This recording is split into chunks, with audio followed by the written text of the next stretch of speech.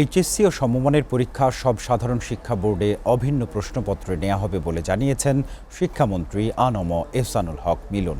এছাড়াও আগামী শিক্ষাবর্ষ থেকে মাধ্যমিক স্তরের লটারি ভিত্তিক ভর্তি পদ্ধতি বাতিল করে নতুন ব্যবস্থায় ক্যাচমেন্ট এরিয়া ও পরীক্ষার সমন্বয়ে শিক্ষার্থী ভর্তি করা হবে। তবে এক্ষেত্রে কেন্দ্রীয়ভাবে কোনো ভর্তি পরীক্ষা নেওয়া হবে না বলেও জানিয়েছেন তিনি। বৃহস্পতিবার সচিবালয়ে আয়োজিত এক সংবাদ সম্মেলনে এসব কথা জানান তিনি।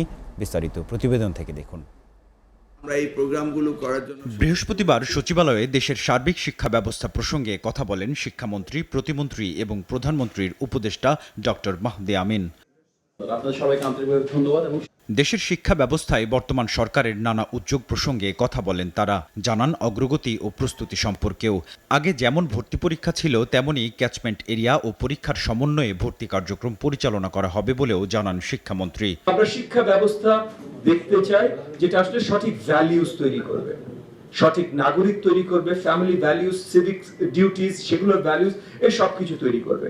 আমরা বলেছি ভর্তি পরীক্ষা একটি নামমাত্র ভর্তি পরীক্ষা নেব, এখানে কোচিং সেন্টার যাওয়ার মতো কোনো ভর্তি করা না। অ্যাট দ্য সেম টাইম প্যারালি আমরা ক্যাচমেন্ট এরিয়ার উপরে কাজ করছি।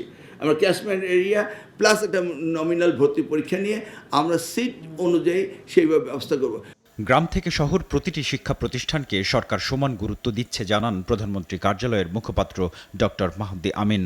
আমাদের আগামীর বাংলাদেশ গড়ে তুলবে যে শিক্ষার্থীরা, তাদেরকে যেন সুনাগরিক হিসেবে গড়ে তুলতে পারি, তাদেরকে যেন দক্ষ, যোগ্য এবং কর্মক্ষম হিসেবে গড়ে তুলতে পারি, তার জন্য আমরা আমাদের এডুকেশন কারিকুলামকে ঢেলে সাজাচ্ছি। সম্মেলনে বৈচিত্র্যময় ও কর্মমুখী শিক্ষায় গুরুত্ব দেওয়ার আভাস দেন সংশ্লিষ্ট নীতি নির্ধারকেরা। ছাত্র ছাত্রীরা মেধাবীরা করছে।